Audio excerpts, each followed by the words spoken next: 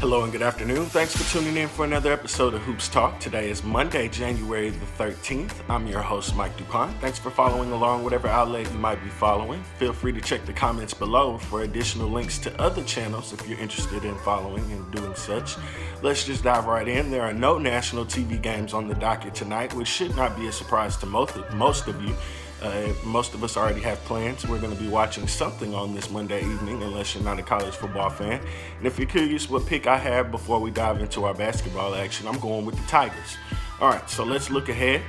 Again, no national TV games on the docket tonight. There's only one Southwest game on the docket tonight. The New Orleans Pelicans will be taking on the Detroit Pistons. I don't know how much action it's going to be for the fans that are going to be at either Smoothie King Arena or Little Caesars Arena, wherever the game might be, because 8 people are listed on the injury report. 8 people combined on both the Pelicans and the Pistons are listed on the injury report. So if you get down there early enough, you might be able to get a jersey. You might be able to be active. You might get on the active roster if you get down there early enough. Make sure you wear some sneaks.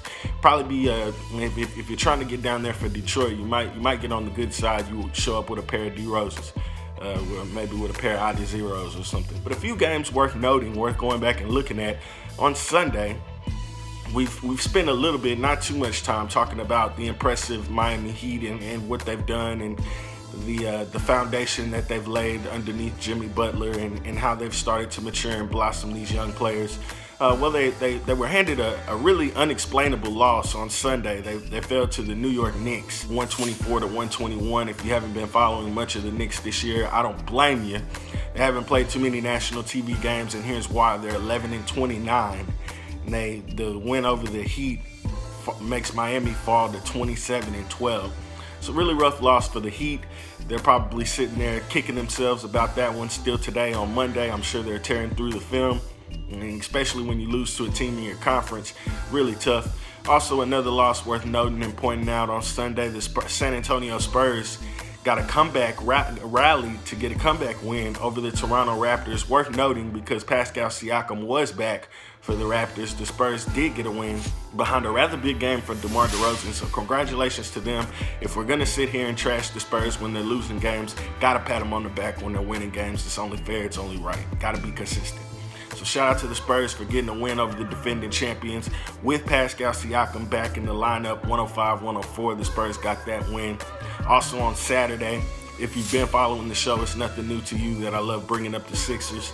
The Mavericks mollywopped them. They trounced them on Saturday. The Mavericks trounced the Philadelphia 76ers. Without Porzingis, Joel Embiid did not play either.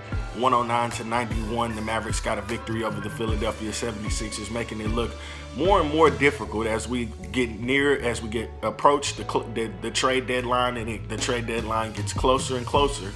It's making it more and more difficult to explain why the Philadelphia Sixers should stay put.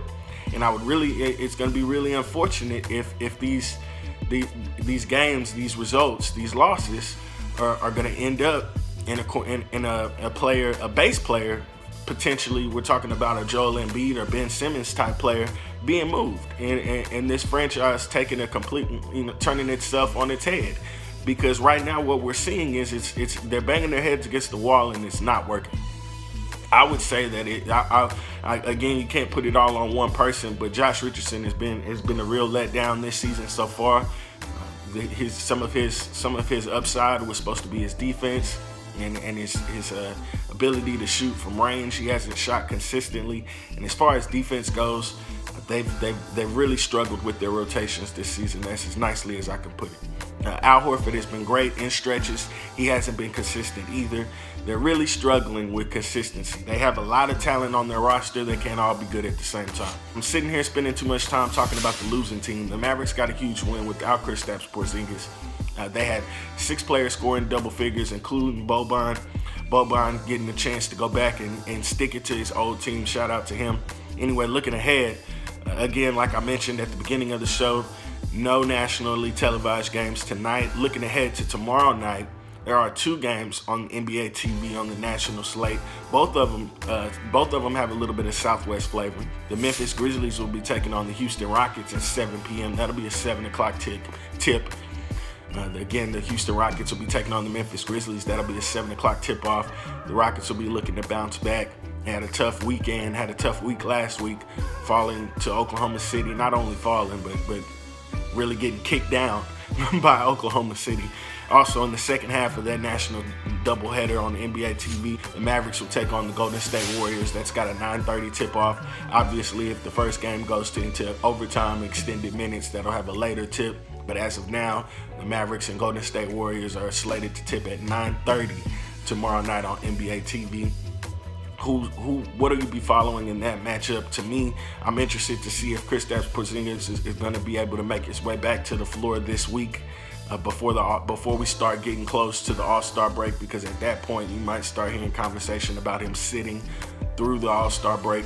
And I would really like to see him get back to kind of create some type of momentum heading into the All-Star break. I'd be interested to see on whatever channel you might be following along what's something you might be looking for out of those two games.